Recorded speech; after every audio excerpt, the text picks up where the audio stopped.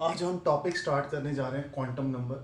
बड़े सारे बच्चों को कंफ्यूजन रहता है, क्वांटम नंबर से रिलेटेड बहुत परेशान रहते हैं कि क्वांटम नंबर समझ नहीं आ रहा। जब तक तुम पूरा टॉपिक नहीं पढ़ोगे क्वांटम नंबर तब तक तुम्हें समझ नहीं आएगा। तो क्वांटम नंबर हम बात करते हैं, क्वांटम नंबर है क्या। बेसिकली क्वांटम नंबर क्या है? क्वांटम नंबर हमें बताता है, हमें डिस्ट्रीब्यूशन ऑफ इलेक्ट्रॉन्स के बारे में बताता है, एटम्स के बारे में, मतलब एटम्स में हमें डिस्ट्रीब्यूशन बताता है इलेक्ट्रॉन्स की। Quantum number is a set of 4 number. Quantum number 4 number से बना हुआ है। विच टेल अस, जो हमें क्या बताता है, which tell us about the complete information of electron, जो हमें कंप्लीट इंफॉर्मेशन बताता है इलेक्ट्रॉन्स की। इलेक्ट्रॉन की लोकेशन बताता है एटम्स में कहाँ है, इलेक्ट्रॉन की एनर्जी के बारे में बताता है, जिस जिस ऑर्बिटल में इलेक्ट्रॉन प्रेजेंट है उस ऑर्बिटल की शेप के बारे में बताता है। मतलब जो क्वांटम नंबर है, क्वांटम नंबर हमें कंप्लीट इंफॉर्मेशन देता है किसके बारे में, इलेक्ट्रॉन्स के बारे में। कहाँ? एटम में। मतलब इलेक्ट्रॉन्स कहाँ प्रेजेंट है एटम में, उसकी लोकेशन क्या है इलेक्ट्रॉन्स की एटम में, उसकी एनर्जी क्या है, वो हमें कौन बताता है? Quantum number. तो हम सबसे पहले डिस्कस करेंगे प्रिंसिपल क्वांटम नंबर। तो सबसे पहले हम बात करते हैं क्वांटम नंबर डिस्कस करने से पहले मैं तुम्हें एक चीज़ बता देता हूँ कि सबसे पहले हम एटम की अगर बात करें तो एटम किसका बना होता है? शेल का बना होता है। फिर शेल के अंदर क्या होती है? सब शेल होती है।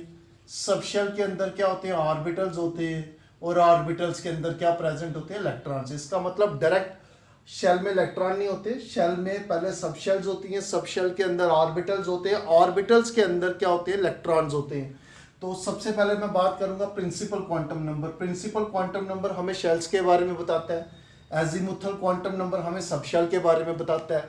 और मैग्नेटिक क्वांटम नंबर हमें ऑर्बिटल्स के बारे में बताता है जो कहाँ प्रेजेंट होते हैं? शेल में। और स्पिन क्वांटम नंबर हमें किसके बारे में बताता है? इलेक्ट्रॉन्स के बारे में बताता है जो कहाँ प्रेजेंट होते हैं? ऑर्बिटल्स में। इसका मतलब सबसे नंबर 1 कौन सा? प्रिंसिपल क्वांटम नंबर, जिसको हम किससे रिप्रेजेंट करते हैं? एन से। प्रिंसिपल क्वांटम नंबर जो हमें शेल्स के बारे में बताता है जो किस में प्रेजेंट होती हैं? एटम में।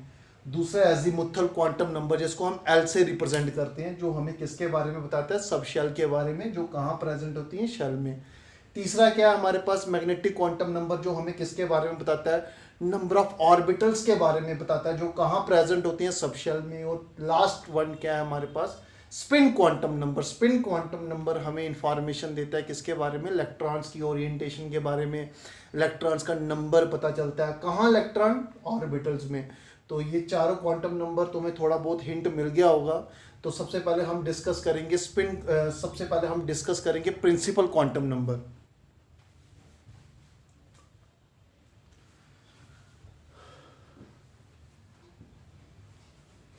प्रिंसिपल क्वांटम नंबर की अगर हम बात करें,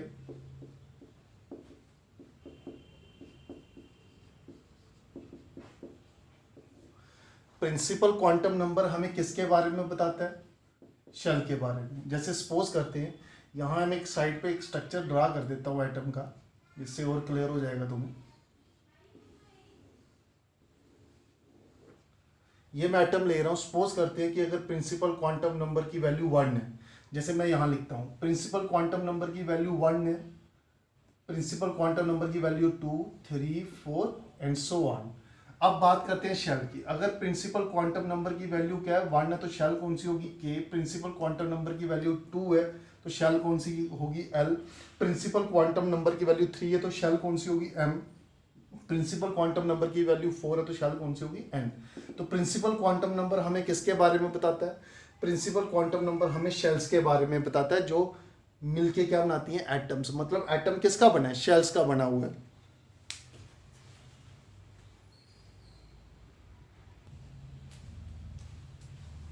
जैसे हम बात करते हैं प्रिंसिपल क्वांटम नंबर की, अगर हमारे पास वैल्यू कितनी है? प्रिंसिपल क्वांटम नंबर की अगर वैल्यू 1 है तो शेल कौन सी होगी? के। प्रिंसिपल क्वांटम नंबर की वैल्यू 2 है तो शेल कौन सी होगी? एल। प्रिंसिपल क्वांटम नंबर की वैल्यू 3 है तो shell M. Principal quantum number की वैल्यू 4 है तो शेल कौन सी होगी? एन।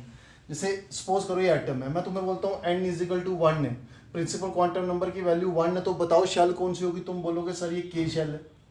इधर मैं लिख देता हूँ के शेल है, यहाँ लिख देता हूँ ये के शेल है, के शेल।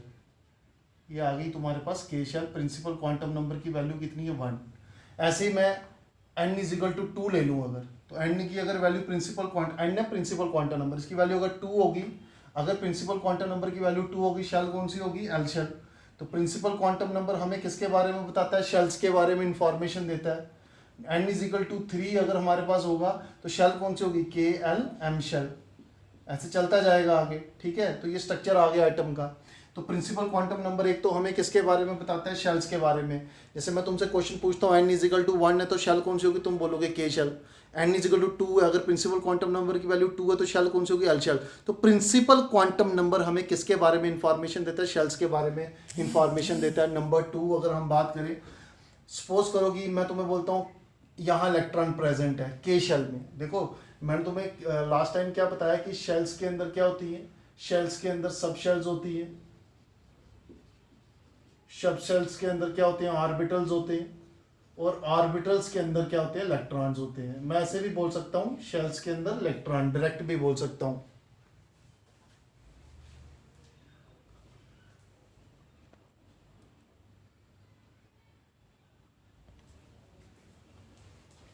अच्छा मैंने तुम्हें क्या बताया, शेल्स के अंदर क्या होती है, सब शेल्स होती हैं, सब शेल के अंदर ऑर्बिटल, ऑर्बिटल के अंदर इलेक्ट्रॉन्स। तो मैं ऐसे भी बोल सकता हूँ शेल्स के अंदर क्या होते हैं, इलेक्ट्रॉन्स। तो के शेल में अगर इलेक्ट्रॉन प्रेजेंट है तो मैं तुमसे क्वेश्चन पूछता हूँ के शेल में अगर इलेक्ट्रॉन प्रेजेंट है, मतलब मैं तुमसे ये क्वेश्चन पूछता हूँ एन इजिकल टू 1 में अगर इलेक्ट्रॉन प्रेजेंट है, एन इजिकल टू 1 में अगर इलेक्ट्रॉन प्रेजेंट है तो मतलब वो कहाँ प्रेजेंट है, तुम बोलोगे के शेल में प्रेजेंट है। मैं तुम्हें बोलता हूँ एन इजिकल टू 2 में इलेक्ट्रॉन प्रेजेंट है, तुम बोलोगे वो एल शेल में प्रेजेंट है। मैं तुम्हें बोलता हूँ एन इजिकल टू 3 में इलेक्ट्रॉन प्रेजेंट है, तुम बोलोगे एम शेल में प्रेजेंट है। तो मैं तुम्हें क्वेश्चन पूछता हूँ एन इजिकल टू 1 में अगर इलेक्ट्रॉन प्रेजेंट है वो न्यूक्लियस के पास होगा, जहाँ एन इजिकल टू 2 में प्रेजेंट है वो न्यूक्लियस के पास होगा।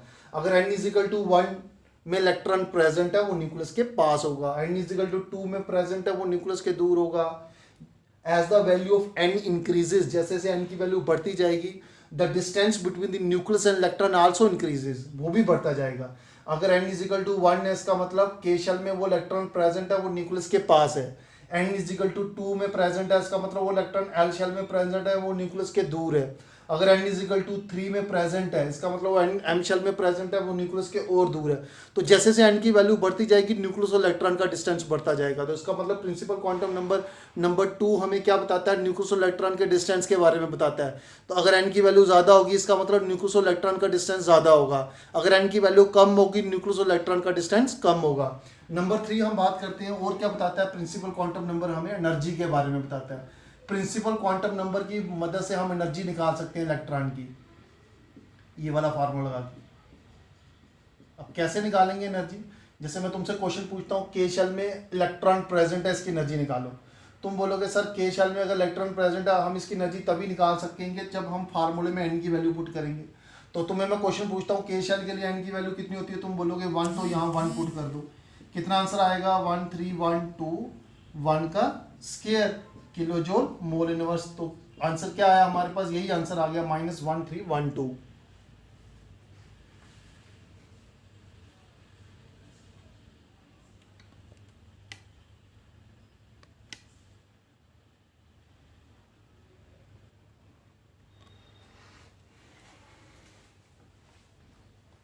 अगर मैं तुमसे क्वेश्चन पूछूं कि के शेल में इलेक्ट्रॉन प्रेजेंट है, तुमने इस इलेक्ट्रॉन की एनर्जी निकालनी है, तो के शेल में अगर इलेक्ट्रॉन प्रेजेंट है, तुमने उस के शेल में इलेक्ट्रॉन प्रेजेंट है इस इलेक्ट्रॉन की तुम अगर एनर्जी निकालना चाहते हो तो तुम्हें एन की वैल्यू पता होनी चाहिए।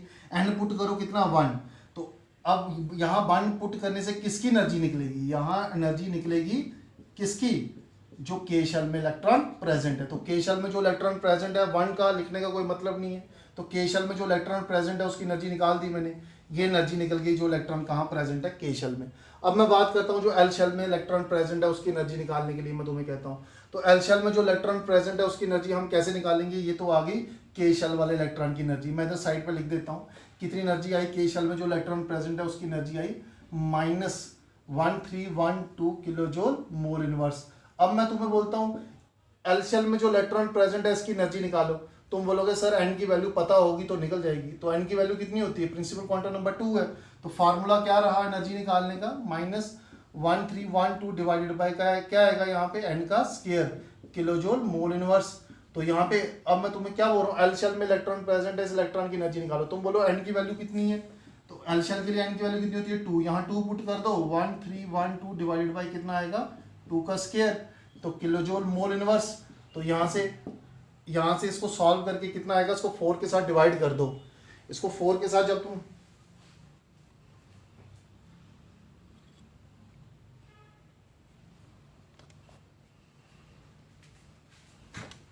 तो इसको जो तुम 4 के साथ डिवाइड करोगे हमारे पास आंसर कितना आएगा, इसको कैलकुलेट करेंगे हम।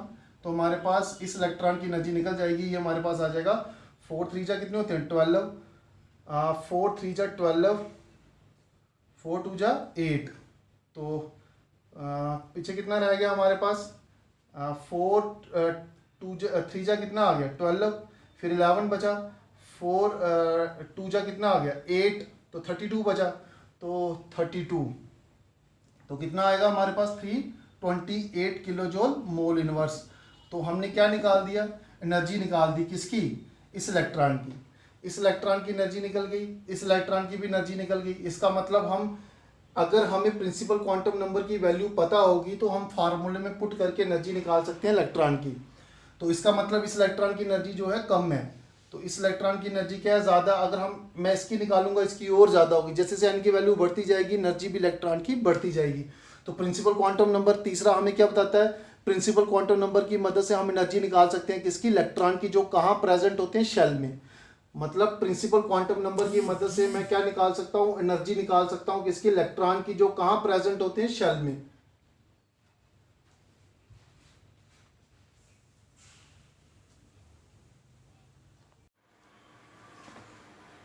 अब हम डिस्कस करेंगे सेकंड क्वांटम नंबर जो है एजीमुथल क्वांटम नंबर।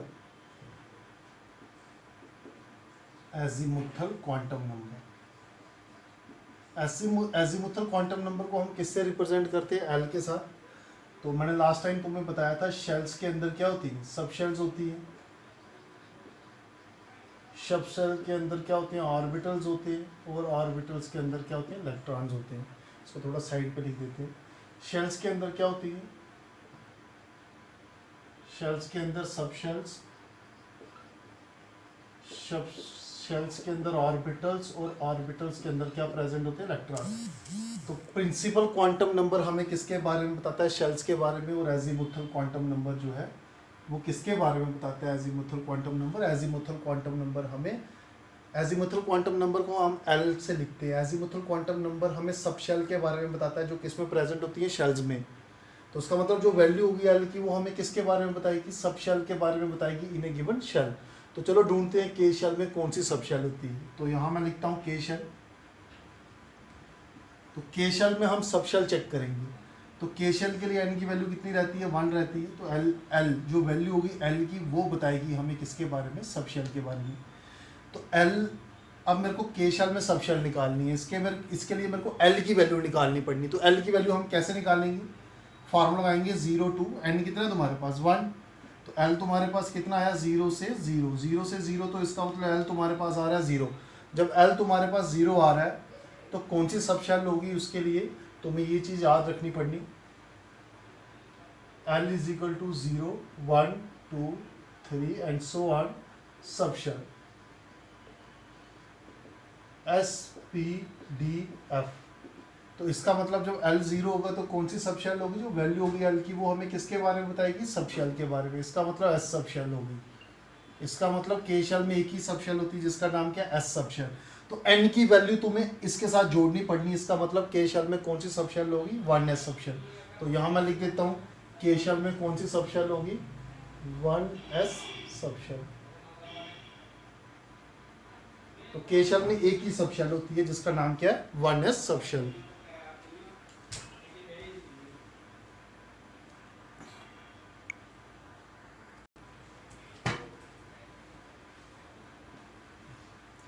तो हमारा L क्या आएगा, यहाँ पे L आएगा हमारे पास 0। तो L 0 आएगा। L की वैल्यू जब 0 आती है तो सब शेल कौन सी होगी, S सब शेल। तो कौन सी S सब शेल, इसको साथ में जोड़ दो, N की वैल्यू, इसका मतलब के शेल में एक ही सब शेल होगी जिसका नाम क्या होगा, 1s सब शेल। तो आगे हम बात करते हैं के शेल के बाद हम लेते हैं, के शेल के बाद कौन सी शेल लेते हैं, L शेल।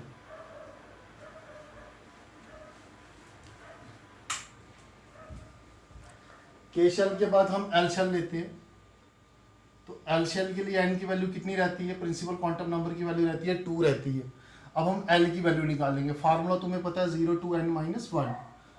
तो मैं इसको थोड़ा ऊपर करके लिख देता हूँ। एल की वैल्यू क्या कैसे निकालना है, 0 to n - 1।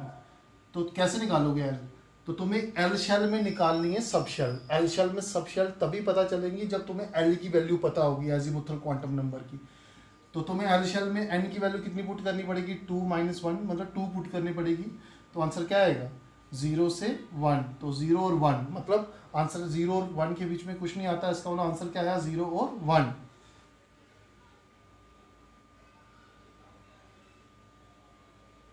तो 0 और 1 अगर आंसर आ रहा है, इसका मतलब एल की वैल्यू जब 0 आती है, जो वैल्यू होती है एल की, वो हमें किसके बारे में बताती है, सब शेल। इसका मतलब कौन सी सब शेल प्रेजेंट होगी, एस सब शेल। और एल की वैल्यू जब 1 आएगी तो कौन सी सब शेल प्रेजेंट होगी, पी सब शेल। तो इसको प्रिंसिपल क्वांटम नंबर एन की वैल्यू जोड़ो, इसका मतलब 2s 2p। इसका मतलब एल शेल में दो सब शेल होती हैं, एक 2s सब शेल होती है, एक 2s सब शेल होती है, 2s सब शेल। और दूसरी कौन सी सब शेल होती है, 2p सब शेल होती है, 2p सब शेल। तो ये बात की मैंने एल शेल की। अब हम बात करते हैं एल शेल में दो सब शेल। के शेल में एक ही सब शेल होती है, वनलेस सब शेल। और एल शेल में हमारे पास दो सब शेल होती है, एक 2s सब शेल और एक 2p सब शेल। अब हम आगे चलते हैं, उसके बाद कौन सी शेल आती है, एम शेल। तो एम शेल की अगर हम बात करें तो एन की वैल्यू कितनी रहती है, उसके लिए 3 रहती है। तो एल की वैल्यू कैसे निकालेंगे, फार्मूला क्या रहेगा, 0 to n - 1। तो इसका मतलब तुम्हें एम शेल में क्या निकालनी है, सब शेल। इसका मतलब जो एल की वैल्यू होगी, एजीमुथल क्वांटम नंबर की जो वैल्यू होगी, वो तुम्हें किसके बारे में बताएगी, जो एल हमारा आएगा वही हमें किसके बारे में बताएगा, सब शेल के बारे में। किसमें, इन ए गिवन शेल, जिस शेल में तुम्हें पूछा जा रहा है। तो एम शेल में तुम्हें सब शेल, एम शेल में तुम्हें सब शेलें निकालनी है, उसके लिए तुम्हें एल की वैल्यू निकालनी पड़ेगी। तो एल कैसे निकालोगे, 0 to n कितना है तुम्हारे पास, 3। तो 3 - 1 कितना आ गया, 2। तो आंसर क्या आया, 0 से 2। 0 और 2 के बीच में क्या आता है, आता है कुछ, 1 आता है। तो आंसर आया 0 1 2। इसका मतलब जो एल तुम्हारा 0 1 2 आ रहा है, तो वैल्यू जो एल की वो तुम्हें बताएगी ना सब शेल के बारे में। कौन सी sub shell, S sub shell. L is equal to 1 तो कौन सी sub shell, P sub shell. L is equal to 2 तो कौन सी sub shell, D sub shell. और कौन सी प्रिंसिपल क्वांटम नंबर एन जोड़ना पड़ेगा, ये एन 3s 3p 3d। इसका मतलब ये हुआ कि एम शेल में 3 सब शेलें होती हैं। तो एम शेल में 3 सब शेलें कौन सी होती है, एक 3s सब शेल होती है, 3s सब शेल। और एक कौन सी होती है, 3p सब शेल होती है। और कौन सी होती है, 3d सब शेल। तो यहाँ क्या कंफर्म हो गया कि के शेल में एक ही सब शेल होती है, 1s सब शेल। एल शेल में 2 सब शेल होती है, 2s सब शेल 2p सब शेल। एम शेल में 3 सब शेल होती है, 3s 3p 3d सब शेल।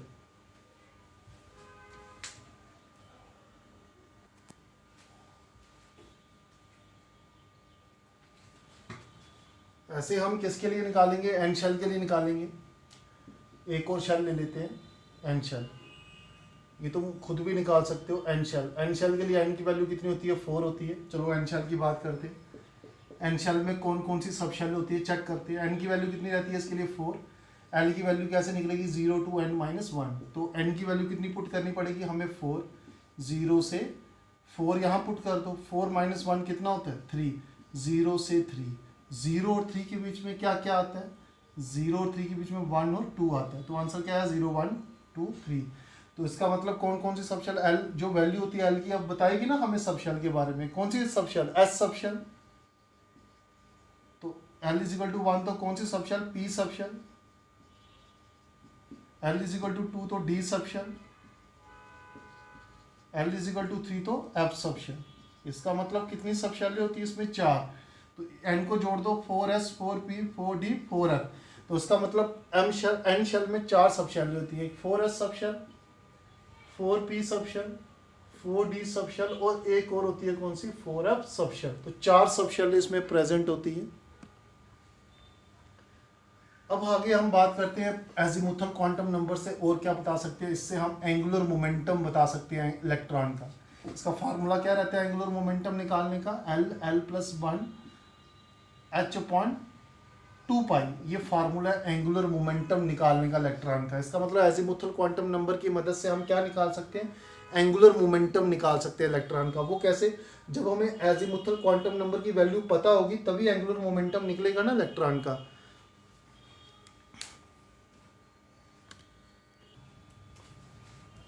अब मैं तुम्हें बोलता हूँ कि जैसे एग्जांपल लेते हैं, मैंने क्या कहा, एंगुलर मोमेंटम निकाल सकते हैं हम इलेक्ट्रॉन की। जैसे मैं एग्जांपल लेता हूँ, मैंने तुम्हें क्या कहा कि जैसे तुम्हें पता है शेल के अंदर क्या होती हैं, सब शेल होती है। सब शेल के अंदर क्या होते हैं, ऑर्बिटल्स होते हैं।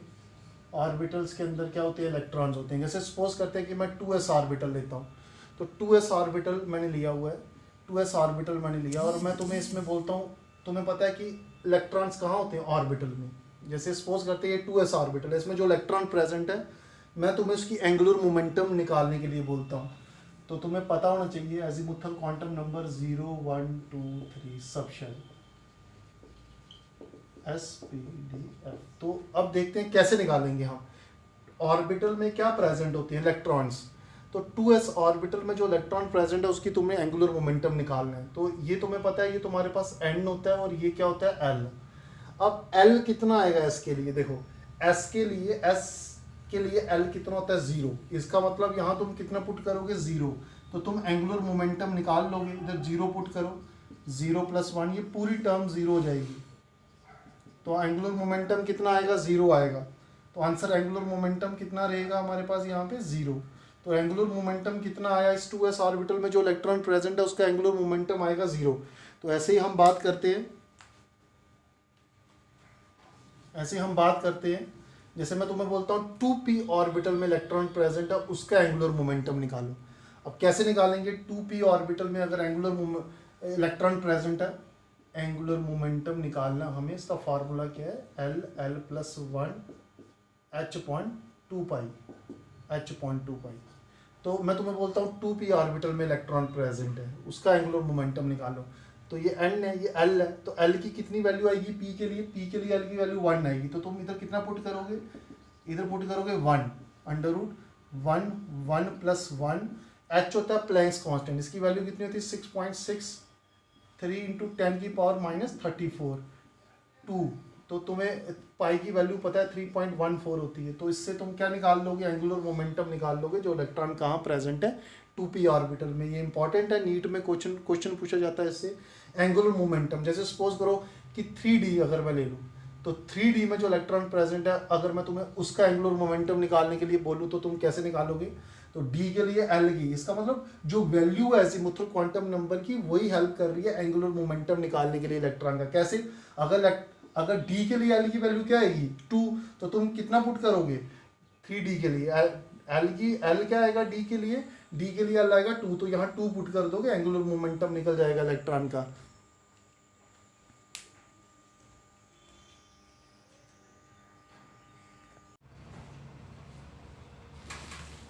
मैग्नेटिक क्वांटम नंबर स्टार्ट करने जा रहे हैं हम। मैग्नेटिक क्वांटम नंबर हमें किसके बारे में बताता है, मैग्नेटिक क्वांटम नंबर की जितनी वैल्यू होंगी उतने ही ऑर्बिटल होंगे। इसका मतलब मैग्नेटिक क्वांटम नंबर हमें नंबर ऑफ ऑर्बिटल्स के बारे में बताता है, जो कहाँ प्रेजेंट होते हैं, सब शेल में। तो जैसे एग्जांपल हम लेते हैं, जैसे हमें पता है के शेल में कौन सी सब शेल होती है, 1s सब शेल। अब हम 1s सब शेल में ऑर्बिटल चेक करेंगे कौन सा होता है। तो चलो इसके लिए हम एग्जाम्पल लेते हैं के शेल के लिए तुम्हें पता है n की वैल्यू कितनी होती है, 1। अब हम l निकालेंगे, l का फार्मूला क्या रहता है, 0 to n - 1। तो n कितना पुट करना पड़ेगा हमें, n पुट करना पड़ेगा 1। तो l कितना आएगा हमारे पास, l आएगा 0 से 0, 0 से 0, इसका मतलब l कितना आएगा हमारे पास, 0। तो l 0 आ रहा है, l की वैल्यू जब एजीमुथल क्वांटम नंबर की वैल्यू 0 आ रही है, जब 0 हो तो कौन सी सब शेल होती है, s सब शेल। तो कौन सी s सब शेल, इसको जोड़ दो साथ में, 1s सब शेल। इसका मतलब क्या हुआ कि के शेल में कौन सी सब शेल होती है, 1s सब शेल। तो यहाँ मैं लिख देता हूँ, के शेल में जब n की वैल्यू 1 होगी, l की वैल्यू 0 होगी। 0 मतलब कौन सी सब शेल, 1s सब शेल। अब हम 1s सब शेल में क्या चेक करेंगे, ऑर्बिटल्स। अब ऑर्बिटल्स कौन बताएगा हमें, ml की वैल्यू बताएगी हमें नंबर ऑफ ऑर्बिटल्स के बारे में। अब ml की वैल्यू कैसे निकालेंगे, ml का फार्मूला क्या रहता है, ml निकालने का फार्मूला रहता है -L202 + L। तो ml की वैल्यू कैसे निकलेगी, जब तक हमें l की वैल्यू नहीं पता होगी, तो जब हमें l की वैल्यू पता होगी, एजीमुथल क्वांटम नंबर की वैल्यू पता होगी, तभी हम ml की वैल्यू निकालेंगे। अब l की वैल्यू कितनी है, मेरे को क्या निकालना है, मेरे को 1s सब शेल में ऑर्बिटल निकालना है। 1s सब शेल के लिए l की वैल्यू कितनी है, 0। तो यहाँ 0 पुट करते जाओ, जब तुम यहाँ 0 पुट करोगे तो ये सारी वैल्यू क्या हो जाएगी, 0 हो जाएगी, क्योंकि 0 से 0 से 0 से 0, तो आंसर क्या आएगा, 0 आएगा। तो ml की वैल्यू कितनी आई, 0। 0 आने का मतलब क्या हुआ, हमारे पास ml की एक वैल्यू आ रही है। तो ml की वैल्यू आ रही है हमारे पास 0, कितनी वैल्यू आई, 1। इसका मतलब एक ऑर्बिटल प्रेजेंट है। कहाँ एक ऑर्बिटल प्रेजेंट है,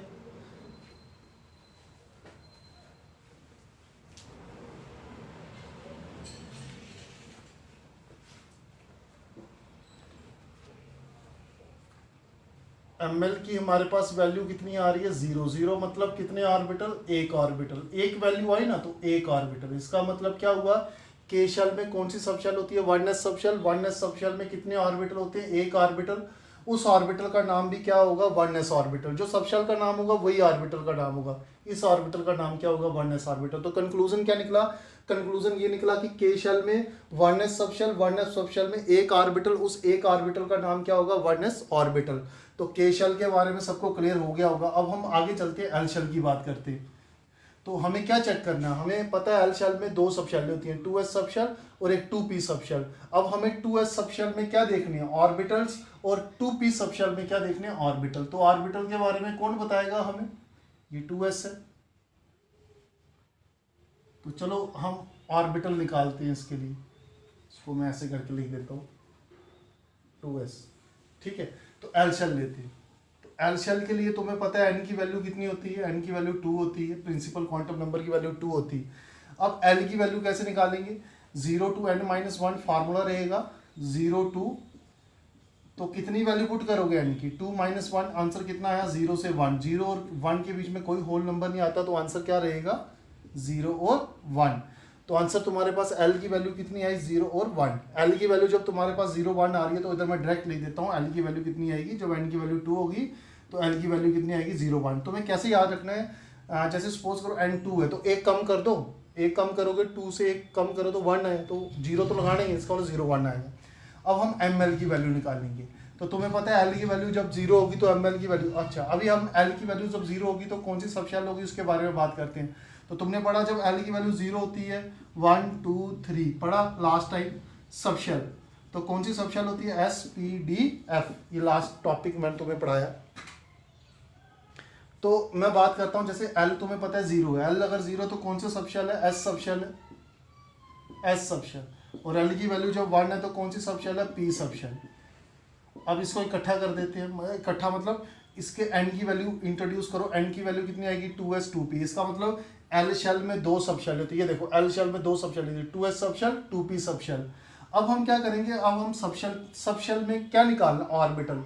तो ml की वैल्यू हमें बताएगी किसके बारे में, जितनी ml की वैल्यू होगी उतने ही ऑर्बिटल होंगे किसमें, सबशेल में। तो इसका मतलब हम 2s सबशेल के लिए ml की वैल्यू निकालनी पड़नी, तो l = 1 होगा तब भी हमें ml की वैल्यू निकालनी पड़नी। चलो निकालते हैं।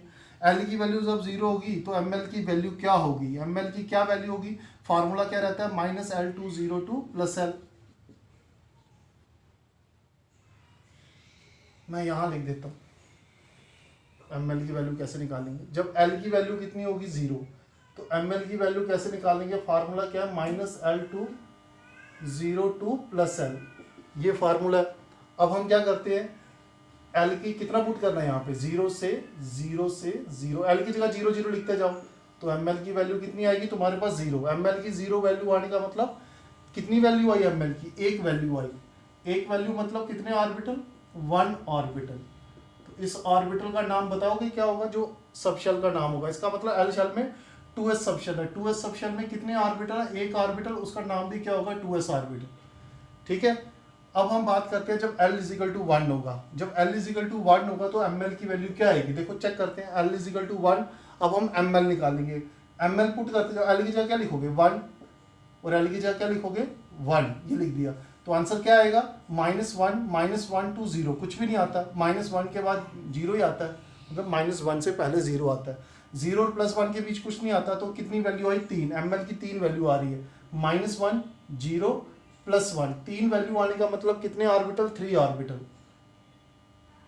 यहां मैं लिख देता हूं 3 ऑर्बिटल।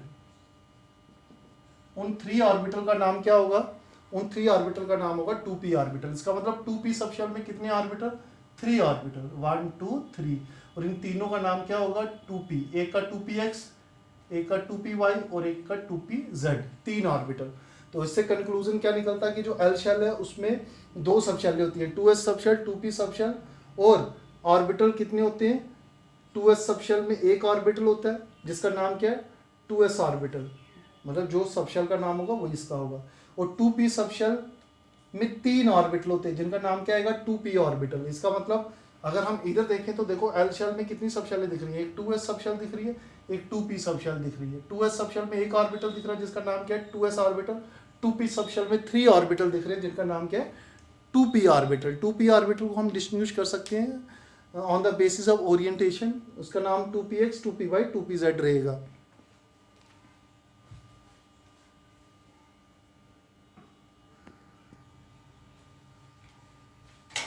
अब हम एल शेल के बाद बात करते हैं एम शेल की।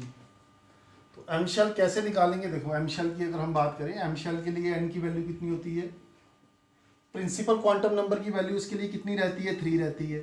तो एल की वैल्यू कैसे निकालेंगे, मैंने तुम्हें शॉर्टकट तरीका बताया कि इसका एक कम कर दो, 3 का क्या रहेगा 2, तो आंसर क्या आएगा 0 0, तो लास्ट 2 रहेगा तो 1 आएगा, 0 1 2, मतलब 3 से कम कर दो तो 2, तो 0 से स्टार्ट कर दो 0 1 2। तो कौन सी sub shell, L is equal to 0 तो S sub shell, L is equal to 1 तो कौन सी sub shell, P sub shell, L is equal to 2 तो कौन सी sub shell, D sub shell. अब हम आगे बात करते हैं, एन इंट्रोड्यूस करते हैं उसके साथ 3s 3p 3d। इसका मतलब एम शेल में 3 सब शेलें होती हैं, देखो एम शेल में 3 सब shell, 3s 3p 3d 3d, तो 3 सब शेलें आ गई इसमें, सब शेल, ठीक है। तो अब हम किसकी बात करेंगे, ऑर्बिटल्स की। ऑर्बिटल की कैसे पता चलेगा, जो वैल्यू होगी ml की वो हमें बताएगी ऑर्बिटल के बारे में। जब l इजिकल टू 0 होता है तो ml की वैल्यू कितनी आती है, 0। अभी मैंने सॉल्व करवाया पीछे, जब l की वैल्यू 0 तो ml की 0 0, मतलब कितने ऑर्बिटल, एक वैल्यू तो एक ऑर्बिटल, उस ऑर्बिटल का नाम क्या होगा, 3s ऑर्बिटल। इसका मतलब 3s सब शेल में कितने ऑर्बिटल, एक ऑर्बिटल, उस एक ऑर्बिटल का नाम क्या होगा, 3s ऑर्बिटल। अब आगे बात करते हैं l is equal to 1, l is equal to 1 होगा तो ml की वैल्यू क्या रहेगी, -1 0 +1, तो कितने ऑर्बिटल, 3 ऑर्बिटल, 3 ऑर्बिटल। उन 3 ऑर्बिटल्स का नाम क्या होगा, वो 3p ऑर्बिटल, जो सब शेल का नाम होगा वही ऑर्बिटल का नाम। 3p सब शेल में कितने ऑर्बिटल आ रहे हैं, 3 ऑर्बिटल, जिनका नाम क्या होगा, 3p ऑर्बिटल, 3p ऑर्बिटल। यानी अब आगे बात करते हैं l इजिकल टू 2, तो जब l इजिकल टू 2 होगा तो ml कैसे निकालेंगे, l की जगह तुम 2 लिखते जाओ, ये लिख दिया 2, जहाँ l है वहाँ 2 लिखते जाओ। -2 और 0 के बीच में कुछ आता है, वो आता है -1, ठीक है, तो ml निकल जाएगा। -2 और 0 के बीच में आता है -1, और 0 और +2 के बीच में क्या आता है, +1। तो ml की 5 वैल्यू आएंगी हमारे पास, -1 -2 -1 0 +1 +2। इसका मतलब कितने ऑर्बिटल, 5 ऑर्बिटल। तो यहाँ पे हमने ऑर्बिटल भी निकाल दिए, 5 ऑर्बिटल। उनका नाम क्या होगा, 3d ऑर्बिटल, 1 2 3 4 5 ऑर्बिटल। इसका मतलब एम शेल में 3 सब शेल होती हैं, 3s सब शेल, 3p सब शेल, 3d सब शेल। तो 3s सब शेल में एक ऑर्बिटल होता है, 3p सब शेल में 3 ऑर्बिटल होते हैं, 3d सब शेल में 5 ऑर्बिटल होती हैं। उन 3d सब शेल में जो 5 ऑर्बिटल है उनका नाम क्या आएगा, 3d ऑर्बिटल। 3d ऑर्बिटल को भी आगे डिस्टिंग्विश किया गया है, जैसे इसको डिस्टिंग्विश करेंगे 2px 2py 2pz, इसको 3px 3py 3pz। पर d को कैसे करेंगे, dxy, इसको लिखेंगे 3dxy 3dyz 3dx2 3dxy 3dyz 3dzx 3dx2 -y2 3dz2। तो 5 ऑर्बिटल के अलग अलग नाम आएंगे। तो ये था एम शेल। ऐसे ही तुम किसके लिए निकालोगे, एन शेल के लिए भी निकालोगे।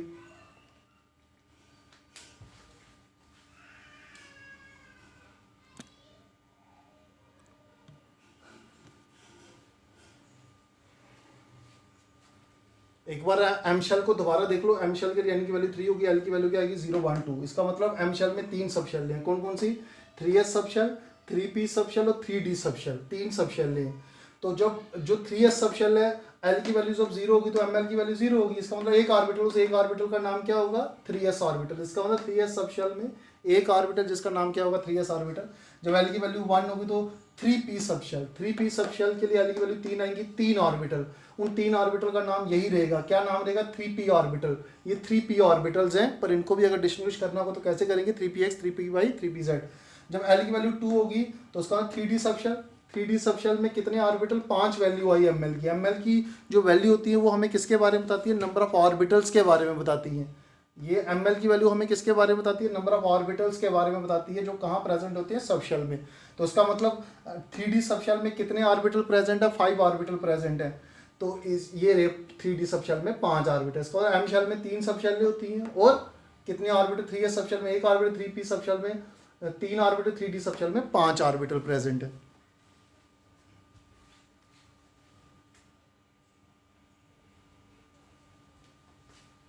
अगर हम इस क्वांटम नंबर की और बात करें, ये क्वांटम नंबर हमें क्या बताता है, ये क्वांटम नंबर, जैसे मैंने तुम्हें क्या कहा, शेल्स के अंदर क्या होती हैं, शेल्स के अंदर सबशेल्स होती हैं, सबशेल्स के अंदर क्या होते हैं, ऑर्बिटल्स होते हैं, ऑर्बिटल्स के अंदर इलेक्ट्रॉन्स होते हैं। इसका मतलब इस मैग्नेटिक क्वांटम नंबर में क्या होता है, जब हम किसी एटम को मैग्नेटिक